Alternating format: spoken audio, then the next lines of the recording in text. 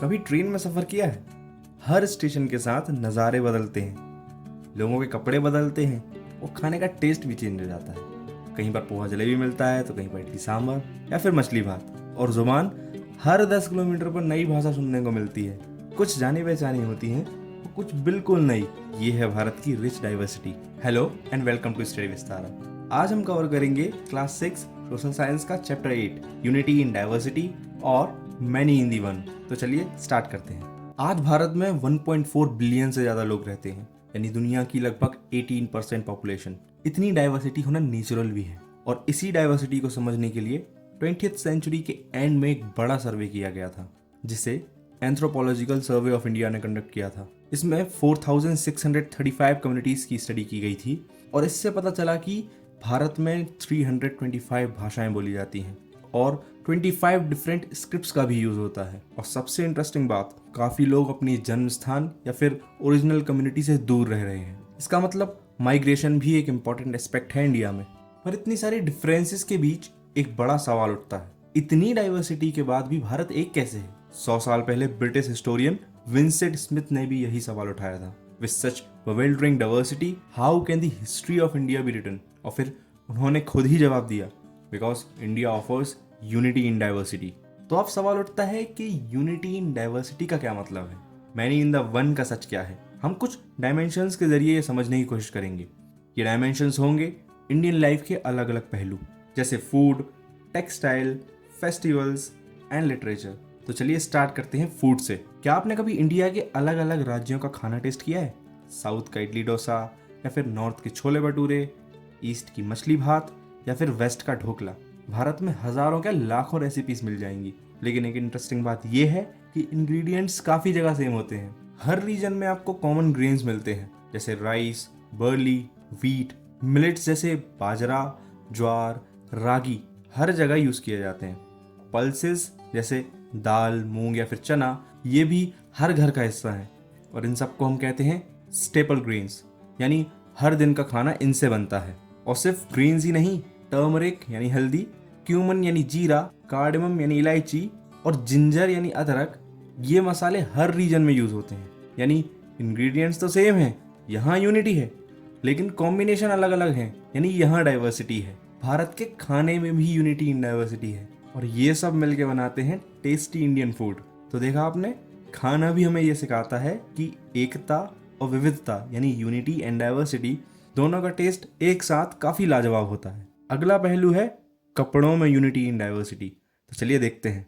देखिए, भारत के हर रीजन का अपना एक कपड़ों का स्टाइल होता है, अपनी डिजाइन्स, अपने रंग, अपने फैब्रिक्स। लेकिन एक चीज जो इंडिया के हर कोने में कॉमन मिलती है वो है साड़ी। एक प्लेन पीस ऑफ क्लॉथ जो पूरे देश में अलग अलग तरीके से पहनी जाती है। साड़ी कॉटन की हो सकती है, सिल्क की हो सकती है और आजकल तो सिंथेटिक की भी। इंडिया में सिल्क साड़ीज के कुछ फेमस नाम हैं, जैसे Banarasi from Uttar Pradesh, Kanjeevaram from Tamil Nadu, Paithani from Maharashtra, Patan Patola from Gujarat, Muga from Assam and Mysore silk from Karnataka. और कॉटन साड़ीज के तो हंड्रेड्स ऑफ वैरायटीज हैं। ये साड़ियाँ अलग अलग वीविंग मेथड से बनाई जाती हैं। कुछ डिजाइन्स कपड़े के अंदर ही बनाए जाते हैं और कुछ पर बाद में हैंड प्रिंटिंग होती है। और कलर्स तो वो भी हजारों शेड्स में मिलते हैं, जो नेचुरल पिगमेंट्स और मॉडर्न डाइस दोनों से बनते हैं। साड़ी का इतिहास भी काफी पुराना है। वैशाली बिहार से मिले एक पुराने स्टोन रिलीफ में भी साड़ी जैसी ड्रेस दिखाई गई है। हर रीजन में साड़ी पहनने का स्टाइल अलग है और नए नए स्टाइल्स आज भी इन्वेंट हो रहे हैं। भारत में औरतों ने हमेशा साड़ी को एक ड्रेस से ज्यादा माना है। सिंप्लिसिटी, क्रिएटिविटी और कल्चरल ब्यूटी, साड़ी सब कुछ रिप्रेजेंट करती है। एक ही ड्रेस यानी यूनिटी और उसके हजारों स्टाइल्स यानी डाइवर्सिटी। यूनिटी और डाइवर्सिटी समझने के लिए अगला पहलू है फेस्टिवल्स। और भारत को अगर त्योहारों का देश कहा जाए तो बिल्कुल सही होगा। यहाँ हर सीजन, हर रीजन और हर कल्चर का अपना एक यूनिक सेलिब्रेशन होता है। लेकिन कई फेस्टिवल्स ऐसे भी होते हैं जो अलग अलग नाम से एक ही समय पर पूरे देश में मनाए जाते हैं, जिसका एक बेहतरीन एग्जाम्पल है मकर संक्रांति। ये त्यौहार जनवरी 14 के आसपास होता है, जब भारत के कई हिस्सों में हार्वेस्ट सीजन की शुरुआत होती है। लेकिन इंटरेस्टिंग बात यह है, हर रीजन में इसका नाम अलग है, स्टाइल अलग है, लेकिन स्पिरिट एक ही है। नॉर्दर्न इंडिया के जम्मू कश्मीर में इसे शिशुर संक्रांत कहते हैं, पंजाब और हरियाणा में इसे मघी या फिर लोहरी कहते हैं, वहीं उत्तर प्रदेश और बिहार में इसे खिचड़ी पर्व या फिर मकर संक्रांत कहा जाता है। वहीं ईस्टर्न इंडिया के वेस्ट बंगाल में इसे पौष संक्रांति और असम में इसे मघ बिहू कहा जाता है। इसी तरह वेस्टर्न इंडिया के गुजरात में इसे उत्तरायण कहा जाता है, जहां आसमान पतंगों से भर जाता है, और राजस्थान और महाराष्ट्र में मकर संक्रांति कहा जाता है। सदर्न इंडिया में इस त्यौहार को कई नामों से जाना जाता है। तमिलनाडु में इसे पोंगल कहा जाता है, जो कि 4 दिन तक चलता है। वहीं कर्नाटका में इसे मकर संक्रमण कहा जाता है। आंध्र प्रदेश और तेलंगाना में इसे पेद्दा पांडुगा कहा जाता है, और वहीं केरला में इसे मकर विलक्कू कहा जाता है। सबरीमाला के भक्तों के लिए एक पवित्र दिन। तो देखा आपने, नाम अलग, कॉस्ट्यूम्स अलग, पर त्यौहार का एसेंस वही है, ग्रेटिट्यूड, सेलिब्रेशन और कनेक्शन विद नेचर। ये है असली यूनिटी इन डाइवर्सिटी। इसके अलावा भारतीय साहित्य यानी इंडियन लिटरेचर एक और एग्जाम्पल है यूनिटी इन डाइवर्सिटी का। भाषाएं अलग, स्टाइल्स अलग, पर फिर भी कई कॉमन थीम्स, मोरल्स और इमोशंस हैं जो हमेशा से लोगों को जोड़ते आए हैं। जैसे एक एग्जाम्पल, पंचतंत्र, 2200 साल पुरानी ये संस्कृत कहानियों की सीरीज, जिसमें एनिमल्स के जरिए लाइफ लेसन्स दिए गए हैं, हर भारतीय भाषा में मिल जाती है। और सिर्फ भारत ही नहीं, ये कहानियां Arab world, south east Asia और यूरोप तक पहुंच चुकी हैं। आज पंचतंत्र के 200 से ज़्यादा वर्जन्स 50 से ज़्यादा भाषाओं में अवेलेबल हैं। और अब बात करते हैं सबसे बड़े एग्जाम्पल की, रामायण और महाभारत। ये दोनों एपिक्स 2000 साल से भी ज़्यादा पुराने हैं, और हर रीजन ने इनकी अपनी कहानियां बनाई हैं। तमिलनाडु के एक स्कॉलर ने बताया कि सिर्फ उनके स्टेट में ही 100 से ज़्यादा वर्जन मिलते हैं महाभारत के। पूरे भारत में तो ये नंबर और भी बड़ा है।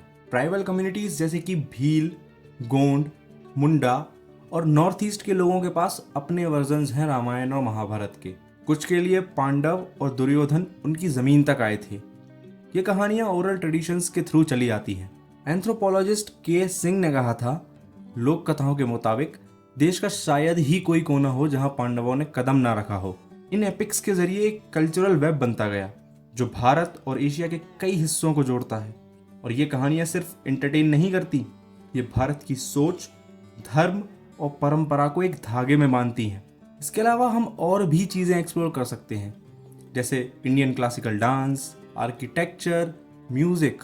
पर पॉइंट यही है कि भारत में डाइवर्सिटी एक सेलिब्रेशन है, और उसके बीच छुपी हुई यूनिटी ही उसकी जान है। अलग रंग, अलग सुर, अलग कहानियाँ, पर एक ही गीत, भारत का।